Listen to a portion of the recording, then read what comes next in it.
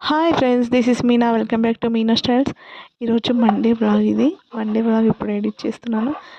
ఇంకా చపాతీ చేస్తున్నాను. చపాతీ ఎప్పటి స్టైల్లో కాకుండా న్యూ స్టైల్లో చేస్తున్నాను. ఎప్పటి స్టైల్లో తినాలనిపించట్లేదు, చేయాలనిపించట్లేదు. అందుకే ఇలా ఆయిల్ వేసి ఫోల్డింగ్ చేసి 3 times అట్లా ఫోల్డ్ చేస్తే పొరల్లాగా పరోటా స్టైల్లో వస్తుంది. నాకు చాలా బాగా అనిపిస్తుంది ఇట్లా. ఇంకా టైం ఉన్నప్పుడు, ఇంకా ఎప్పుడు ఇలా చేయను కానీ టైం ఉన్నప్పుడు చేస్తాను. మా పిల్లలు అయితే ఇలా చేస్తే భలే తింటారు. ఇంకా వాళ్ళు తినరులే చపాతీ. ఇంకా మండే మేమిద్దరం ఫాస్టింగ్ కదా అని వాళ్ళకి రైస్ పెట్టి చపాతీ చేసాను. ఇలా చేసింది చూసి మమ్మీ మాకు కూడా కావాలని చపాతీ తినేసారు. ఇంకా మళ్ళీ స్టార్ట్ చేసి మళ్ళీ చేశాను. అంత బాగుంటుంది. పొరల్లాగా అసలు చపాతీ తింటున్న ఫీలింగ్ రాదు, పరోటా పూరి తిన్న ఫీలింగ్ వస్తుంది. చపాతీ అయితే వీళ్ళు ఇష్టంగా తినలేరు, కానీ ఇదైతే ఇలా చేస్తే ఇష్టంగా తినేస్తారు. చాలా బాగుంటుంది. మీరు కూడా ట్రై చేస్తారని వీడియో పెడుతున్నాను. వేయించే ముందు కూడా ఒక సైడ్ మొత్తం డ్రై అయిపోయిన తర్వాత ఆయిల్ వేయాలి. తడిగా ఉన్నప్పుడు ఆయిల్ వేస్తే అది మంచిగా ఇట్లా పొరల్లాగా కనిపించదు. పొంగడం అయితే ఎంత బాగా పొంగుతున్నాయి అసలు. ఆయిల్లో పూరీలు వేసినట్టుగానే పొంగాయి నా చపాతీలన్నీ.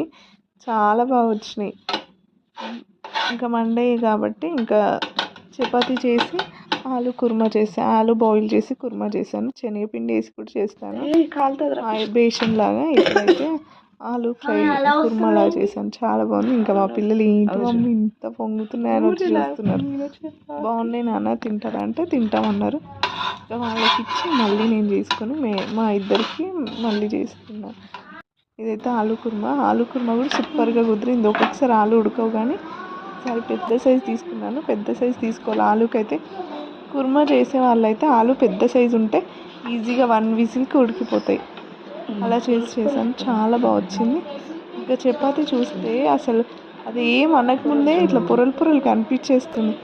చాలా బాగుంది. మా చిన్నవాడు తిన్నాడు. ఇంకా అయితే బాగున్నాయి మమ్మీ, బాగున్నాయి అన్నాడు. ఇంకా మార్నింగ్ వరకు కావాలి నాకు. ఇంకా కావాలంటే మళ్ళీ ఈసారి అయితే 7, 8 అట్లా చేసిన. మళ్ళీ 4 వాళ్ళు తినేసిన తర్వాత వేసి పిల్లలకి సాస్ వేసి పెట్టినా కూడా ఆఫ్టర్నూన్ వాళ్ళు స్కూల్లో తినే వరకు కూడా అట్లానే మెత్తగా దూదిలాగా ఉన్నాయంట. వాళ్ళైతే బాగున్నాయి మమ్మీ, బాగున్నాయి అని హ్యాపీగా ఉన్నారు. అంతకన్నా ఏం కావాలి మనకి ఇవ్వాల్సింది. పిల్లలు అంతే కదా, బాగుంటే బాగున్నాయి ఇంకా అదే తింటారు, హ్యాపీగా తింటే చాలు. డిన్నర్ ఇది. మీ డిన్నర్ ఏంటో కూడా కామెంట్ చేయండి. Please subscribe my video, subscribe my channel. Thank you. Bye friends.